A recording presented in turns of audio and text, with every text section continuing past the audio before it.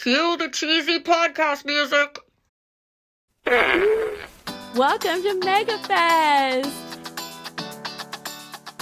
where we don't just manifest, we MegaFest.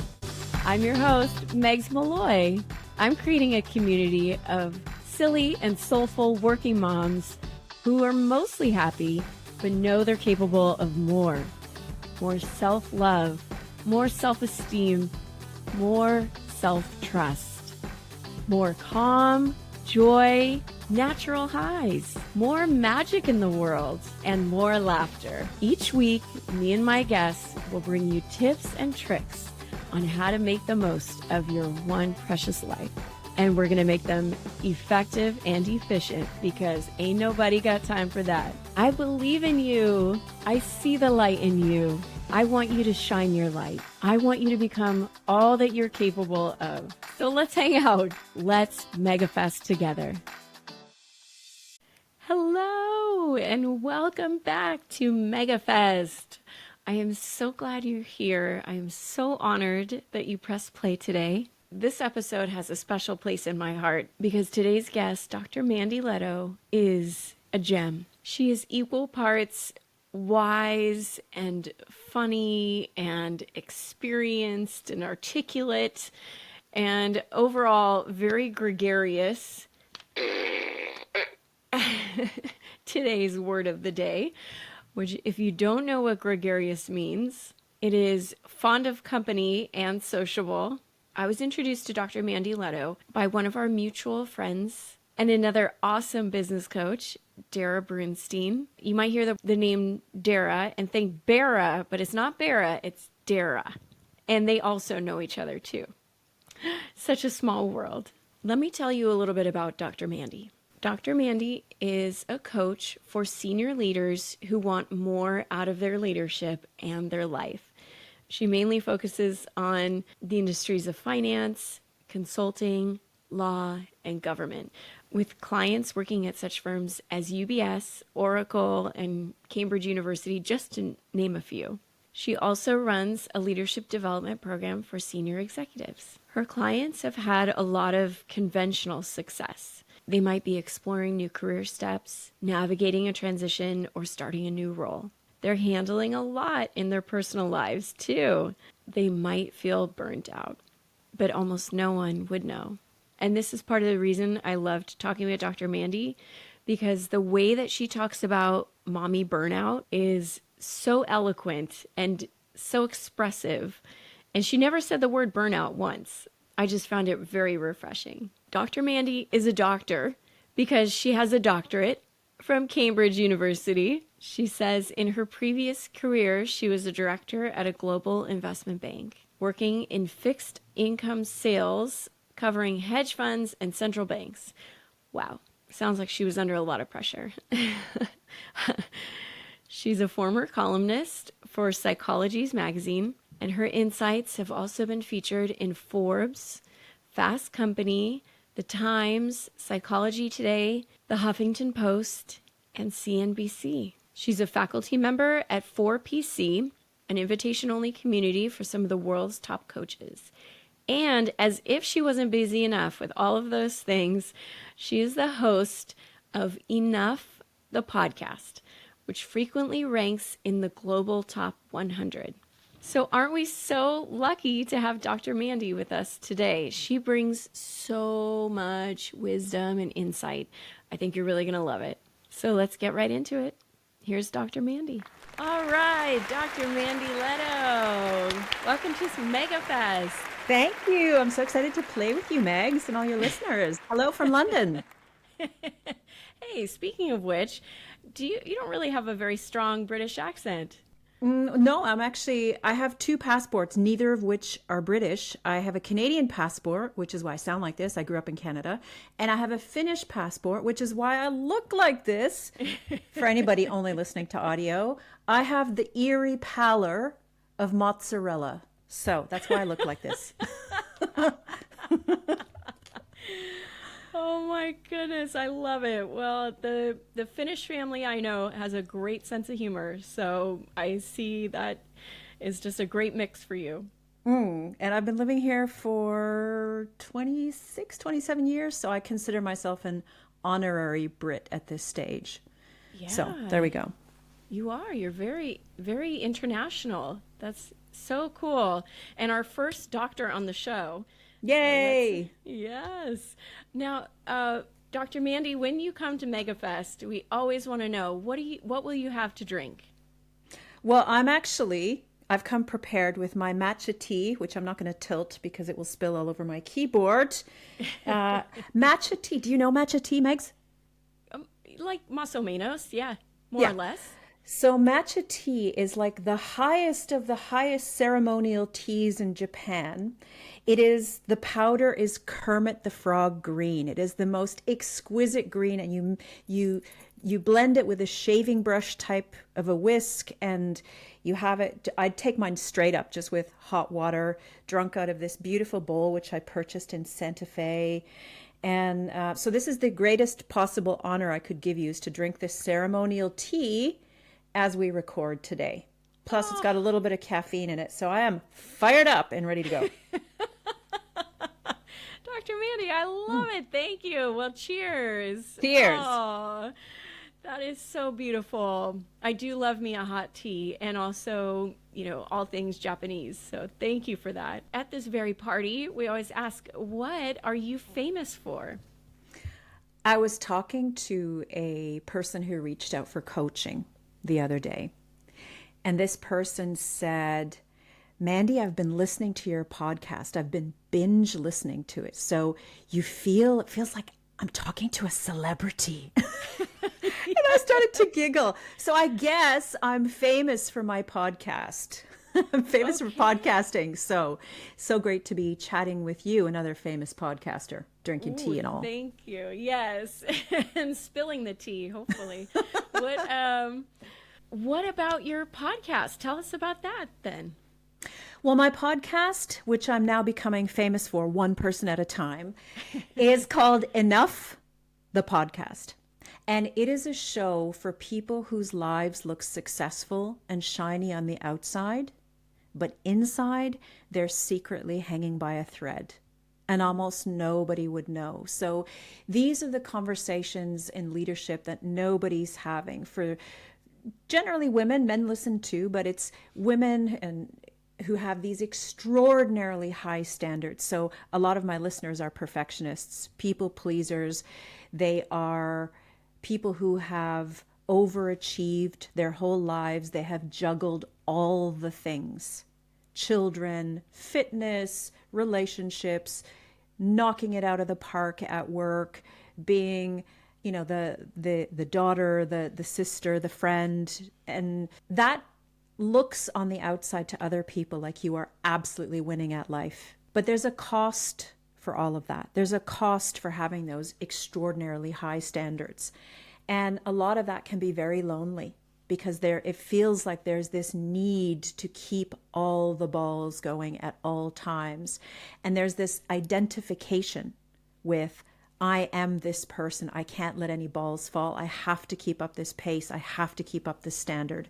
So these are the conversations of what happens on kind of the dark side of achieving. And I often talk about achievement and perfectionism, like this high standard that we hold ourselves to. It's a compulsion. It can actually be an addiction. And it's the only addiction or compulsion that we're publicly praised for. And that's what can make it so insidious. So it's a show to help people to feel less alone, because there can be so much shame around that, so much guilt, so much, like even if somebody just says, oh, relax.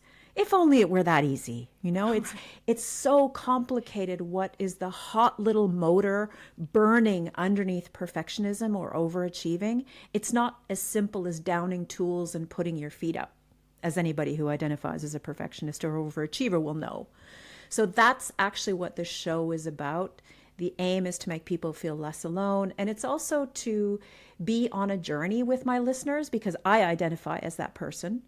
I have tried to be a recovering perfectionist, and I no longer use that term after one of my guests educated me that we can't actually recover from perfectionism. It's simply, how do we not allow it to tip into being maladaptive? So those are the kind of topics that I discuss on the show, which is, what makes me a perfect fit for some of your listeners who are juggling all the things. Oh my gosh. Oh, Dr. Mandy, like seriously, this is me. You were explaining my life. I wish that you had your podcast 4 years ago, because I didn't even know that I was in that state at that point. I just thought, just keep going, just charge on. And, on the outside, I had the facade of, the everything was going great. And I just was not present.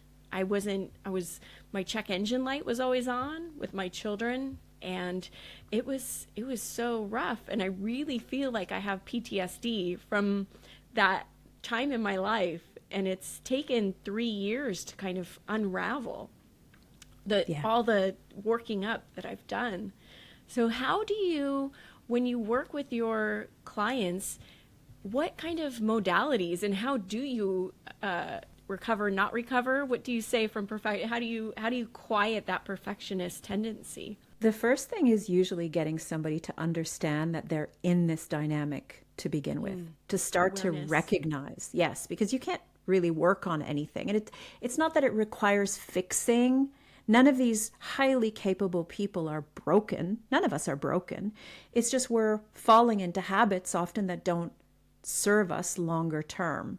And there tends to be this, falling into the maladaptive spectrum of perfectionism or overachieving is one of those things that when we become aware of it, we can then start to make different choices. And will we fall into those usual habits and thought patterns? Hell yes, all the time. It's not about doing it perfectly, right?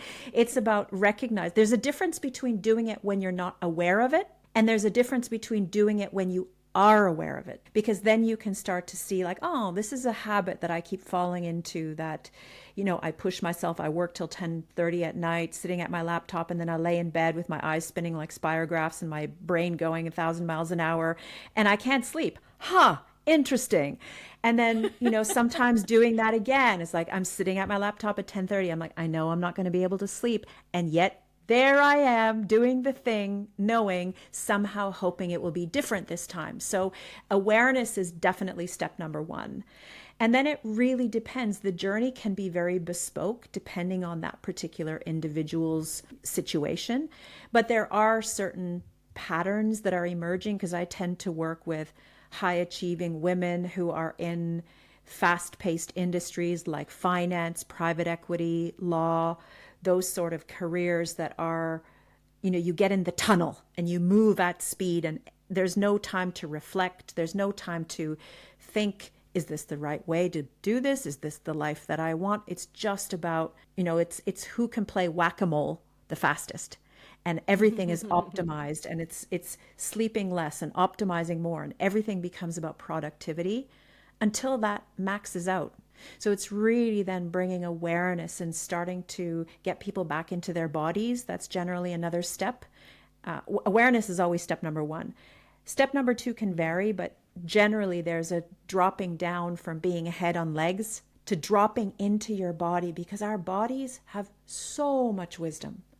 But to be able to perform at pace like that, and to play corporate whack-a-mole and then do all the things at home, I don't know about you, Megs, but like I really had to learn how to shut all of those signals down from the body, because it's like, okay, this is not convenient for me to know right now that I need to do this, because I still have 17 things on my to-do list, and I need to make a packed lunch for my kid, and the clothes have been in the dryer for 3 days, and now I have to rewash the damn things, and there we go. So I think those are generally first of the two pieces, this awareness that you're in the tunnel. And second is like reestablishing a relationship with your body so that it can give you the wisdom that you need.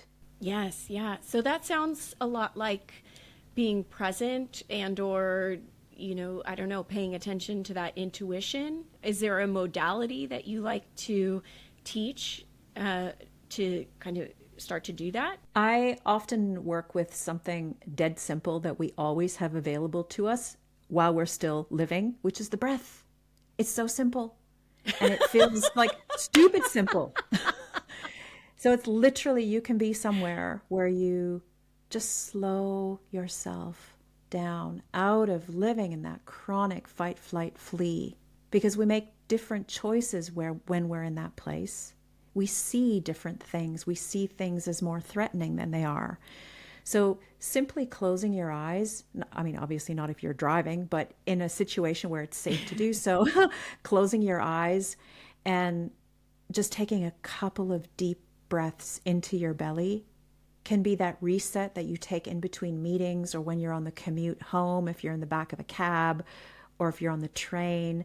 And even better if it's safe and not weird and awkward to do so, and for those people listening and not watching the video, it's like literally putting your hand on your heart so you have skin to skin contact and doing that same thing where you just take a couple of breaths like that. Because your mind doesn't actually know. One of my podcast guests told me this. Your mind doesn't actually know that this is your hand. You're simply getting skin to skin contact and your nervous system responds to that. It's like, I'm being taken care of in this moment. And that dead simple act of self-soothing and taking a breath in between a stressful meeting, sitting in the bathroom cubicle at work when you've had kind of a meltdown or a blowout with your boss or what have you. It can be such a simple way to reset ourselves. And of course, these small toolkits that we build over time, they need to be implemented. And nothing is more difficult than changing human behavior, right? So it's a long game.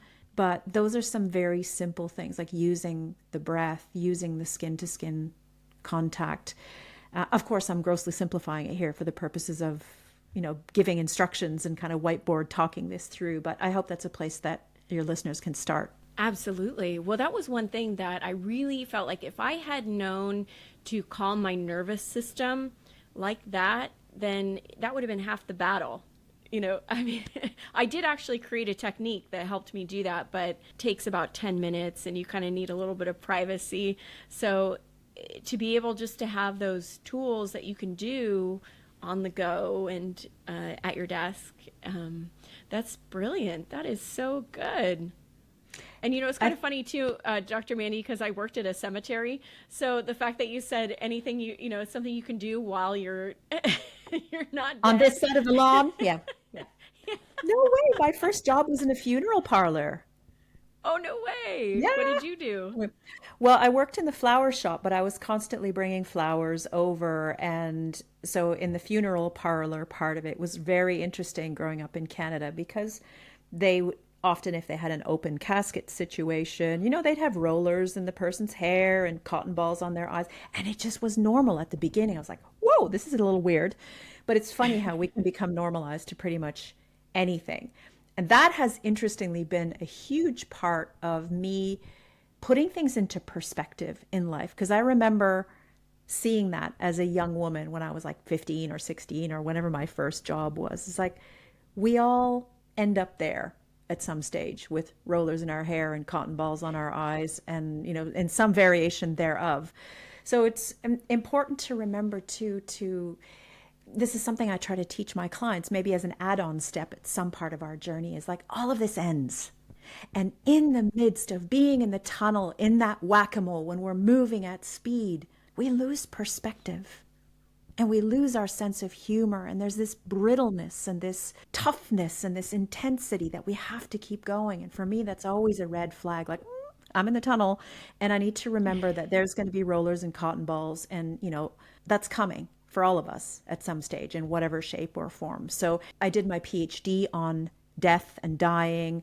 I worked in an animal morgue. I worked in a funeral parlor. Like, not that I'm grim, that I purposely sought these things out, but it's just life was lifing, and it just happened that way that I had summer jobs that happened to be at end of life points.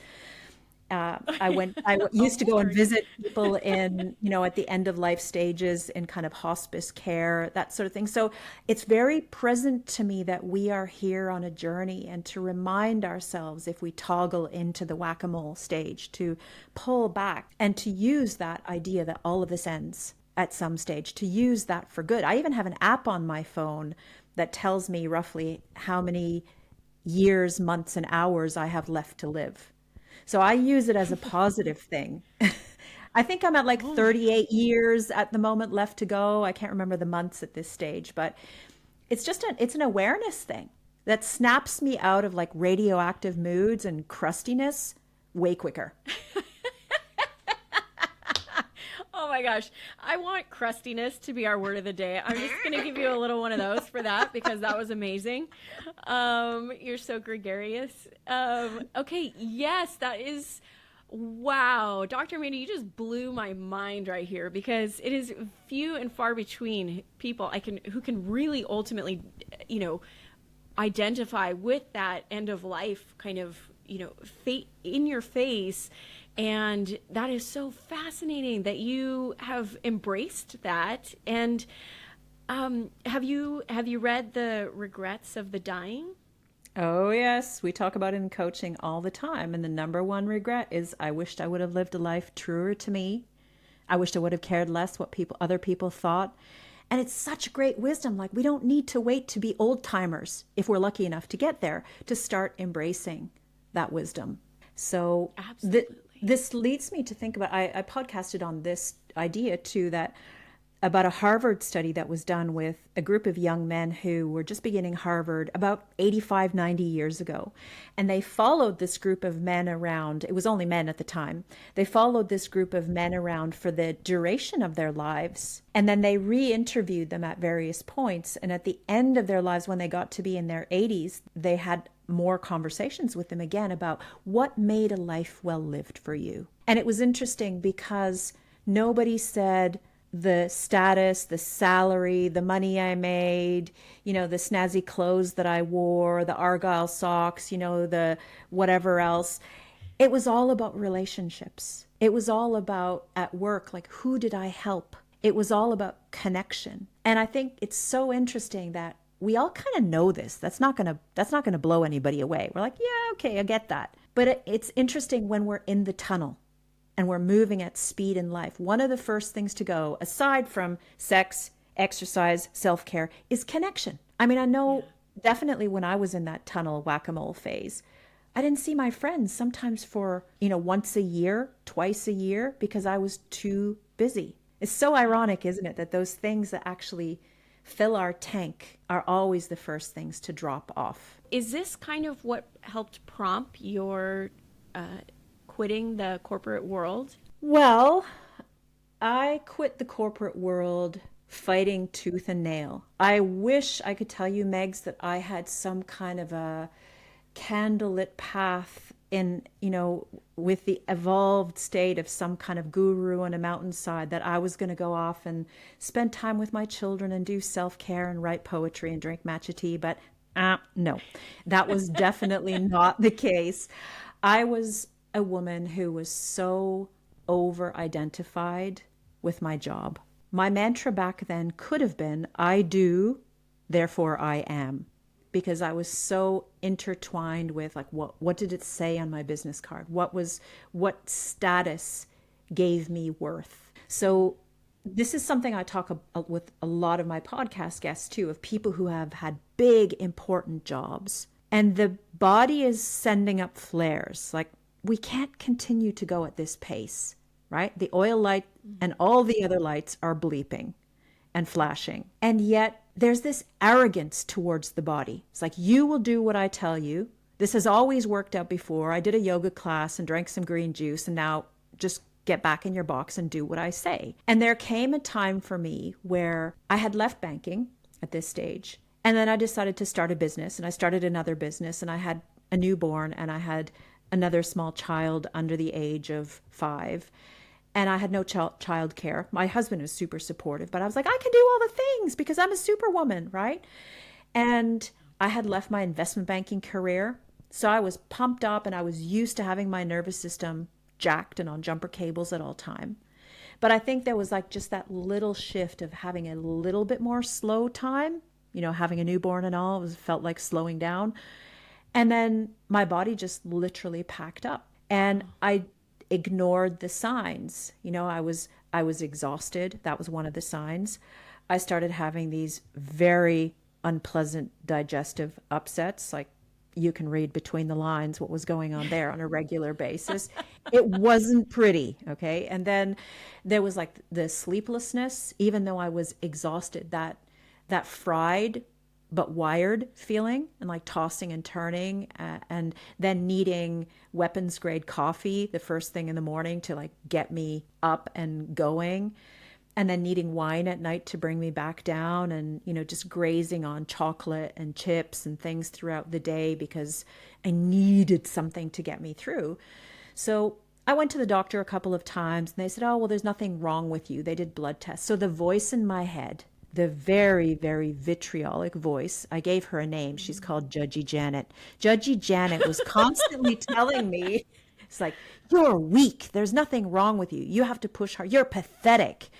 And it was just that feeling of, I have to keep going. I have to keep pushing. When I was climbing stairs, my heart started pounding. When I was picking up these kids from school, I would walk to the school, climbing this hill, that I would easily walk up before. My heart was pounding. It was like, something ain't quite right here.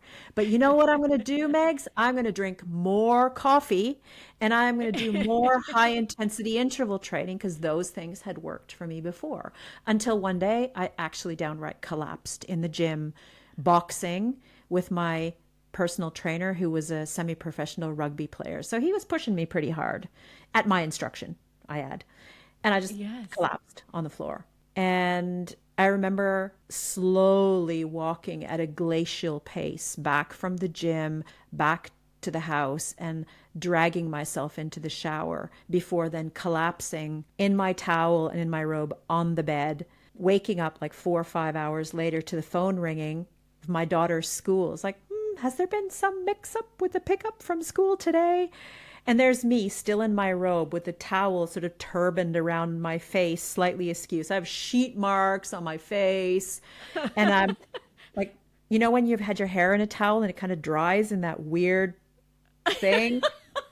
So I'm like shoving my hair into a baseball cap with those marks all over my face, jumping into the car. It's like, I'm so sorry, I'm so sorry, So constantly feeling like I'm on the back foot, and those small little clues, and I'm ignoring them, and I'm just drinking more coffee because it was so inconvenient for me to confront and to acknowledge that life was falling apart and I could not let my bony death grip of it go. So eventually, what really got me to stop was I got a horrible scabby rash on my face, of all places. Oh, God. All your around body was like, hello. my nose, which turned out to be perioral dermatitis. And it was like neon red and scabby. So it was as if my face was covered in red cornflakes. So you can't even hide that stuff with any amount of Bobbi Brown concealer, right? It looks even worse. So I kind of hermited myself off because I looked frightening to people. And even my children are like, Mom, why do you look like a lizard? That was ultimately what made me go to the doctor and say something is really wrong. It was vanity. It wasn't the fact that I collapsed in the gym. It was vanity. It's like, I can't go out like this. I need a balaclava and it's July and this look is not working for me. So eventually they just kept saying, oh, do you have support at home? When was your last holiday? I'm like, oh, I'm not depressed. I want to work. I'm not depressed. I feel supported and all the things. So that was really what started me to really deep dive into what was going on. But what I want to accentuate here for your overachieving perfectionist listeners is when the body starts sending up flares, my instinct was to knuckle down and push harder. It was to rely on the things that had got me through before. It was to let myself believe the voice in my head that I was weak and pathetic, and to actually just not even push back on the doctors when they said nothing's wrong with you. It must be all in my head. So it's just now when I look back, I have so much compassion for that woman, that younger me who was juggling all the things and feeling like she was slowly sinking and didn't know how to ask for help because it felt like defeat. So if this resonates with you, Megs, or anybody listening, I see you and I have so much compassion. And that's not meant in a, oh, I feel sorry for you, kind of, not at all. It's really like, this is real. This is not in your mind. Oh, absolutely. I know. I wish we had had this conversation like 4 years ago. I might have spared myself my burnout, but and here we are because we have gone through that, and so we can speak to it and we can make a space and give hope to other women who are going through it. Yeah. Dr. Mandy, I love that you got the rash on your face. That's the way you tell it is just top notch. Like, you really need I thank God you're doing a podcast, because we need just more of Dr. Mandy everywhere. And all these women need to be listening to you and knowing that they can slow down without losing their momentum or their, whatever it is that they're striving for. And that can change, and that's okay. The thing is, when little people come into your life, so many things happen that you don't read in the Dr. Spock's or all the motherhood books, what to expect when you're expecting. Like, all of that is focused on the changes in your body. Your child is now the size of a cantaloupe, or what, those things that they tell you every week. But what they don't tell you, and what can feel so isolating, and the unpopular truths.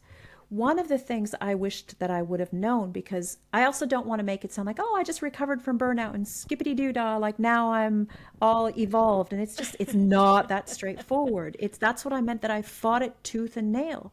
There's steps to it too, to learn how to unvelcro your identity from what it is that you do. And to understand that life is different when all of a sudden you're juggling family as well, and your identity is already in a spin. Your body is like, what is happening here? Then you're trying to go back to work. There's sleep deprivation. There's all the things. And this evolves as your children evolve. It gets different when the sleep returns and they get bigger. Like, my son is now 20. My daughter's 15. It's still hard. It's just different. So, but I mean, those initial couple of first, 2-3 years, it can be devastating on your body, the sleep deprivation. The unpopular truth is there can be a ton of grief for the life that you've lost, which is like the ability to be spontaneous. Oh, I fancy having sex at any time of the day. It's like, what is this body doing? I don't recognize this body anymore. Just, there can be a grief, and that's so unpopular to say that. There can be anger. There can be resentment. Yes. There can be this piling up, the sandbags of passive aggressiveness that are building up. And again, as a mom, there's this whole mom myth that we're supposed to be wholesome and baking apple pies and juggling all the things. Like, there's that part of it too. So there's this expectation, like it's just this cluster suck of expectations piled on societally, intergenerationally. So there's so much going on in that time. So grief and anger, I want to say those unpopular things here, because if you're feeling them, it's normal. It's normal. I would really suggest following Dr. Carolyn Boyd on Instagram. She talks about mother rage, and she normalizes this. And I think that can be such a helpful thing, because when I had those moments, I felt so ashamed. It's like, I'm not supposed to be feeling these feelings. And then more judging, more self-criticism. Judgy Janet's at the mic again. Oh, you're a terrible mother. The self-criticism, the pressure, the exhaustion, all of that, all of the ways that we can be such jerks to ourselves. So that's the one unpopular truth, is the grief and the anger and the resentment. The second thing that I didn't see coming, if we do an updated things to expect when you're expecting and beyond, is this whole idea of the intergenerational inheritance. And we're at this very interesting pivot as women in our generation, because I don't know about you, Megs, but my mom was a stay-at-home mom. Yeah? Was yours? Mm-hmm. Yeah. Yeah. So when we came home, when I was a child until I was like in high school, and then she started working. Same. So there was always homemade food. The house was cleaned. The carpets were fluffy. Our beds were fresh. There was always clean clothes. And, she made the house beautiful for us. So on the other hand, there was that, which that's a wonderful thing. And I'm so grateful that my mom made life so special for us as she did. But I've internalized that and then put that pressure on myself that I'm supposed to be. I don't think I've ever made my kids an apple pie. I have never made bread from scratch. We'd come home and the house would smell like bread. Thank you, Mom. And then I'm thinking, I've never made bread. Flagellate myself. Tear my. Yes. It's just, It's not even on the surface. It's just there somehow that I'm not matching up to what a great mom is. And then there's the other side of it. And I always remember my great aunt Annie. She was a character and she liked a little whiskey. So my great Was aunt she Annie, gregarious? oh, she was so gregarious. She would have her whiskey and then she'd get a little bit lit up, frankly, and Annie liked her whiskey. And then she would pat me on the shoulder and we had to sit and listen because she didn't live in the town we lived in. So we had to spend time with her. Our parents said, "Now you're going to sit here, kids, and you're going to listen to Aunt Annie." Yes. And she would always say things like, "Oh, Mandy, you're so lucky. We never got the chances that you got. So you go and do it for all of us." So there was this pressure, like she never got to go and get a job. She had to make kids and be a homemaker. That was all that was available to her. Yeah. So yeah, they couldn't even have their own credit card. Like they couldn't have their own bank account. Right? It was crazy without a man. Yeah. So right, you're stuck to making apple pies, right? And whether you want to or not. No wonder she liked the whiskey because I think she would have, I could have seen her doing some kind of event planning or marketing or something where she'd be out with people and talking and chatting it up. And that wasn't open to her. So I always remember her. She had crocheted me some doilies. And I didn't have the heart to tell her that doilies were like not really a thing anymore. But she had crocheted doilies for my hope chest because that was the thing to do. And she had rolled them up beautifully. She had starched them and ironed them. And there was like these intricate doilies that she had made. And that was the advice that she gave. And she had written me a card in her shaky handwriting. And she said, put these in your hope chest. And, remember, go out there and do it for all of us. So as there's this apple pie pressure in the back of my mind, then there's the Auntie Annie pressure. Do it for all of us. And I think this is what I mean by this intergenerational inheritance that I didn't even realize was there. And then there's me trying to do all the things of keeping the house in a certain way and, trying to create rituals during the holidays that like the way that my mom did. And then running back to pick up my son after my day at investment banking and, then coming home and like taking the tongs and taking the weeping bags of salad out of the crisper drawer, feeling like a failure. It's like, oh, my mother would not approve. The weight of all of these things and trying to be in the in-between of these two worlds of being a working woman who's doing it for those that could never do it before, and then yet trying to be the perfect mom and at least keep the plate spinning whilst you're trying to navigate through the day of like, can I use dry shampoo 3 days in a row? And yes. Yeah, the answer is yes, you can.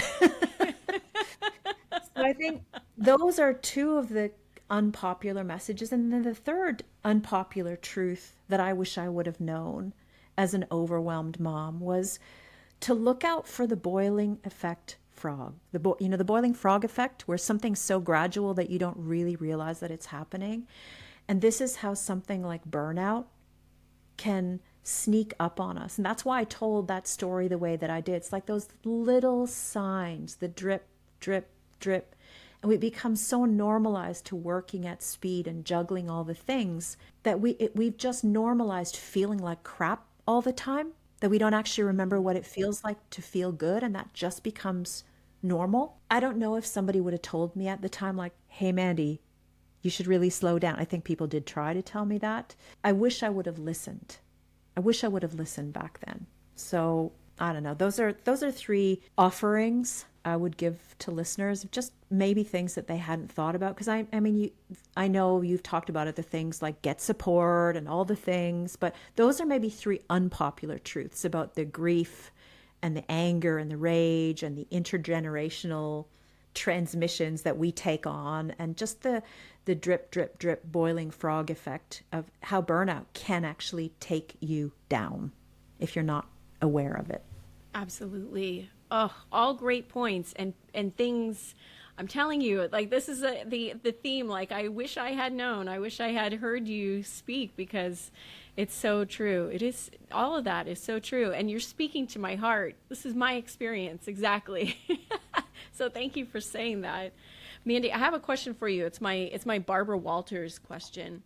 Ooh. How do you, as a champion for people seeking more, balance that with enoughness? One of the key things I learned from Catherine Morgan Schaffler, who has written a book called The Perfectionist's Guide to Losing Control. Isn't that a great title? She's also quite gregarious, Meg. She was a very gregarious guest. And what she talked about, and I'll link this because, she's speaking to this as well, but she says that perfectionism, I think the same is true for overachieving, exists on a spectrum. It can be adaptive, where it's kind of the healthy place, and it can slide into maladaptive.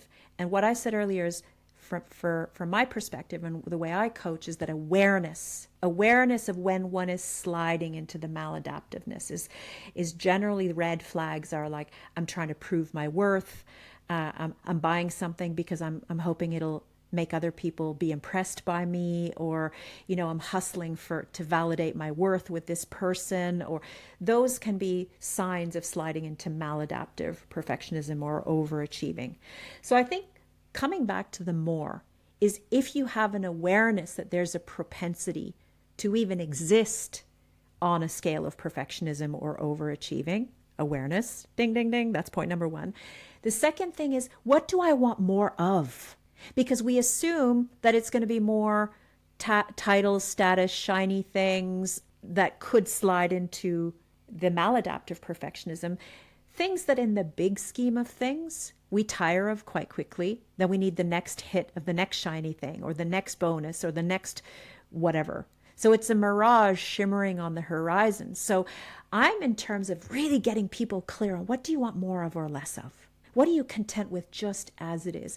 Maybe it's more peace. Maybe it's more of a sense of feeling good in my own skin. Maybe it's a sense of, more connection. That thing that will sustain me when I'm the raddest senior citizen around and living my best life in my bright lipstick and, my crazy colors, like more connection. Why don't I have to wait for that?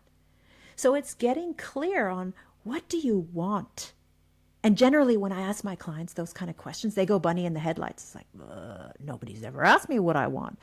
So we assume it's like a thing, or a destination, or somewhere to get to, hence using more and more of the achiever. But I'm an invitation for people to deepen into that question. And generally, when we deepen into that conversation, it's usually things like more peace, more love, more connection, more space, more gregariousness, more laughter. It really is, yeah. It's not usually things. And I think that's really what I'm hoping that somebody takes away from this conversation. And maybe what you want less of. Maybe what really would feel good for you, as opposed to what you think you should want. And this comes back to the Bronnie Ware stuff. Like, let's start living a life that's truer to who we are right now. I am waving my pom-poms for living from that place, because it's an alternative to being in the tunnel. And will we go back in the tunnel? Heck yeah, all the time.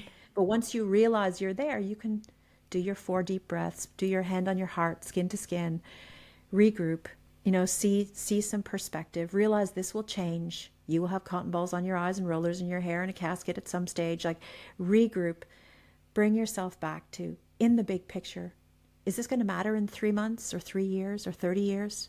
And just understanding that even if you're in a place where things are moving fast and you've got small kids and big demands, one of my coaches has a tattoo on the inside of her wrist that says, "This will change."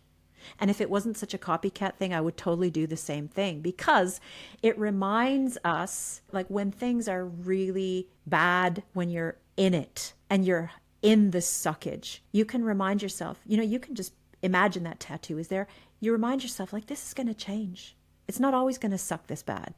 This will change. And equally, when things are joyful and delicious and juicy, it's a reminder to be in your life right now experiencing this, because this is what it's all about. So this will change. That one sentence can be so profound, in the suckage or in the splendor. Super helpful. I love the contrast of those two things, suckage and splendor. And I'm getting a little verklempt because it's so true, like the savoring and also the patience with the hard moments too. You are so wise, Dr. Mandy.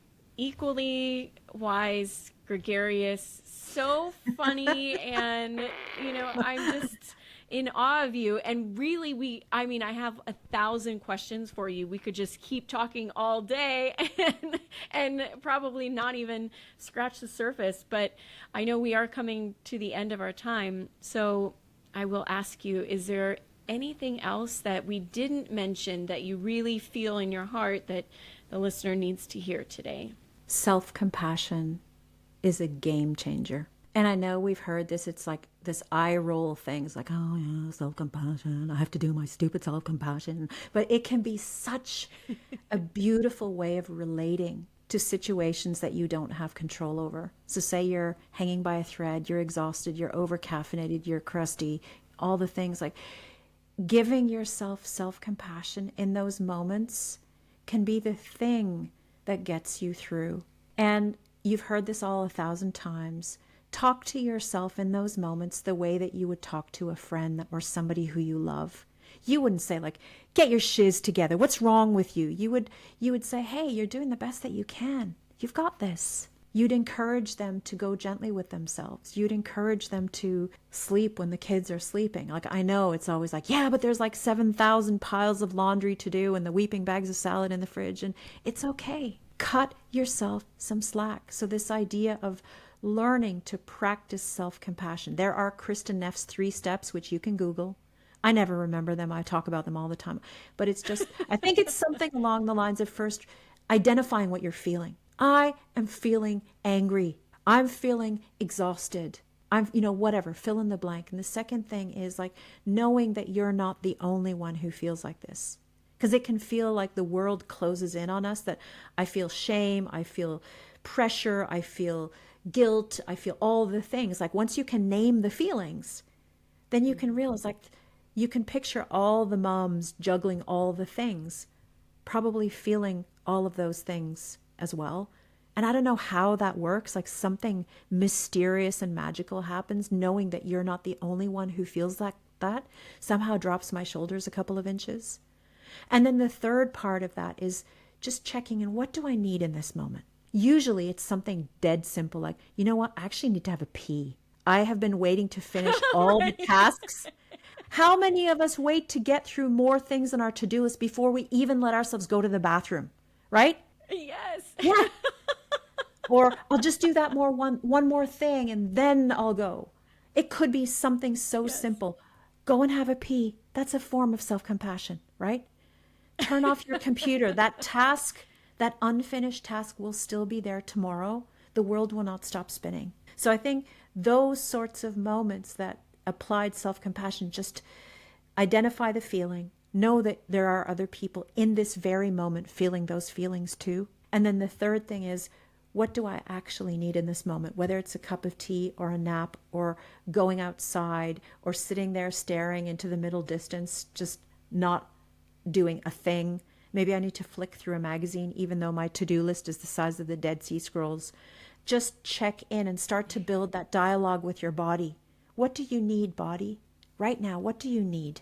And those 3 steps, and if you don't remember all the steps, it doesn't matter, any of them. Just starting to think, how do I be a little bit less jerky to myself? You can start there. And how would I talk to myself? If you can't imagine talking to yourself like a friend, if that feels like too much, what if you just talk to yourself like you would talk to a stranger? Like the postman when they come to the door. You wouldn't talk to them like a jerk. You would give them basic respect. So even starting there and working from that point, that would be the biggest game changer from anything I've shared today, is start to practice self-compassion and your life will change. Oh, so true. And Dr. Mandy, that's wonderful, wonderful advice. You're so good. Thank you. Just, I just hope that you keep doing what you're doing. And I know that we're not encouraging promotions or these external validations, but you are equally as wise and articulate and gregarious as Mel Robbins.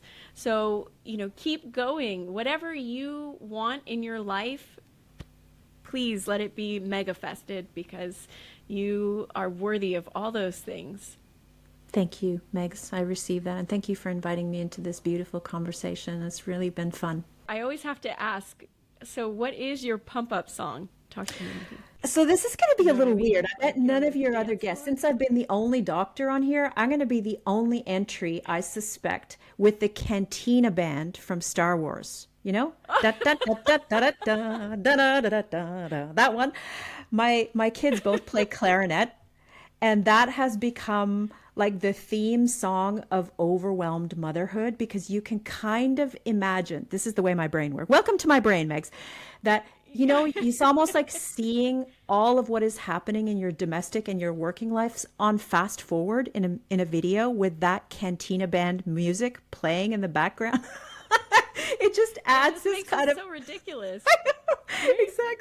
Exactly. So that song always makes me smile, because I imagine myself like doing the laundry and unloading the dishwasher and like rushing, getting getting the daughter out the door, taking the dog for a walk. Da, da, da, da, da, da, da.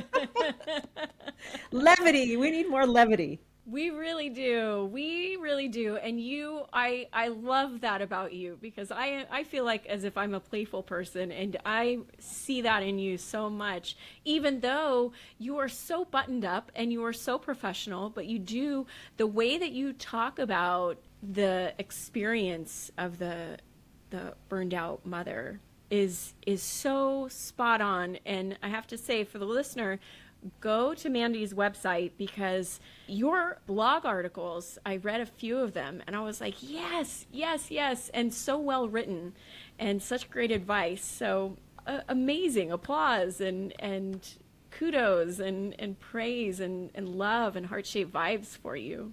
Thank you for doing what you're doing, because this is we are forging our own path. Like you were saying, we have the past, and then we have this new age of, trying to do all the things, but there's even another new age coming, I believe, and the two of us are trying to get there, where we are doing as much as we can, but knowing that this is all going to end. It will all change, and we just have to, have that self-compassion for ourselves while we are having the career and being a mother and a wife and a friend, and really getting in touch with our emotions and asking ourselves, how do we feel? Because that alone is such a huge, simple question that can really change your whole day. And in the ability to do that is also, you can look, maybe it's easier to start by looking back at your teenage self, like maybe some of those super cringy relationships that you had, or some of the styles, like, oh, wow, the hairstyles in the 80s. Sun in, back combing, big hair, all of that. Like, I can look back at that self with so much compassion. And I always imagine like the time traveling of my 80-year-old self looking back at my now 52-year-old self with so much compassion. So if you're struggling to do it for yourself, move through time, like bend time. Imagine yourself as an old lady looking back at your current self. Sometimes that can be easier. And start that by thinking back to your teenage self and all the things she was struggling with. And you can kind of put your arms around her and be like, oh, look at you doing your thing, doing the best that you knew how. And that way, that also counts as compassion. So practicing bending time that way, that can also be really fun. Oh, that brings a tear to my eye, because it is so true. It's so true. I wish we would do that more, because it really puts things in perspective, doesn't it? With the coupled with the compassion. I just thinking about my high school self. You're right. It is. It feels so good to have compassion for her. Yeah. So it's a muscle we can all work on, and then it feels easier to start to do it from our current age for our current self. And that's what I'm hoping everybody takes away from this. Like, let's be better advocates for ourselves. Let's be better cheerleaders. Because I think the default factory setting is let's motivate ourselves with being as jerky and as critical as possible.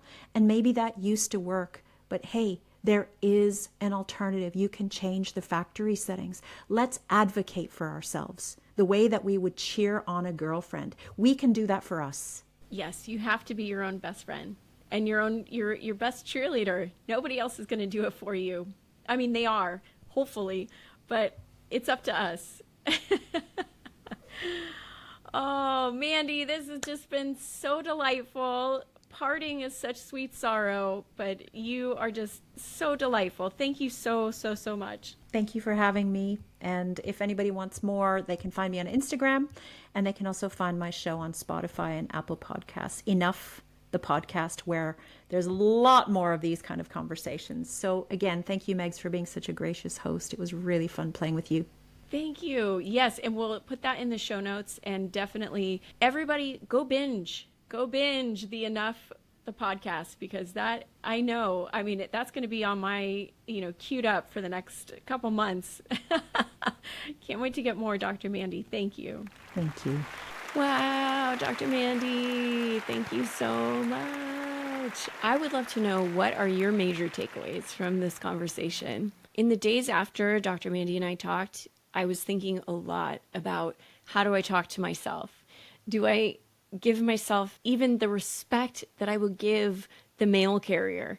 And sometimes I don't. And it's really important to come to terms with that voice in your head, that inner judge. And that's a lot of the positive intelligence work that I've been doing lately.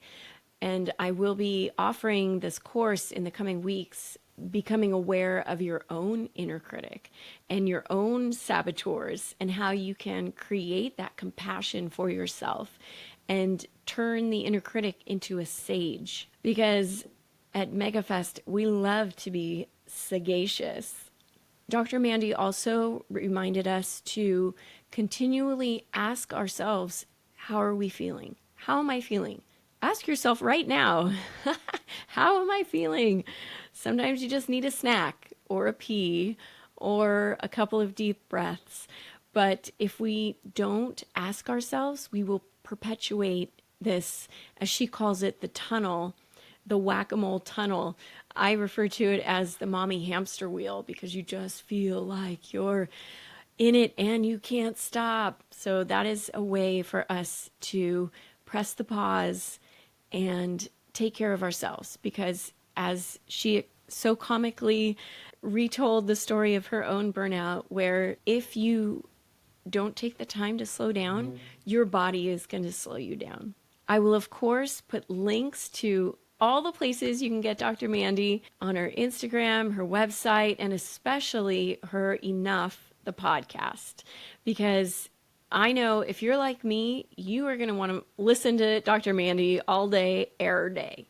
She also mentioned some other teachers like Carolyn Boyd, Catherine Morgan Schaffler, and Kristen Neff. So I'll put those in the show notes as well. I am so incredibly grateful that you pressed play today and you spent that time with us. And here we are coming to the end. So I'm just sending you a great big hug. Remember, our brain doesn't know if it's a touch of yourself or a hug from someone else. So give yourself a hug and say, that's from Megs. Thank you for listening. And remember, don't just manifest, MegaFest.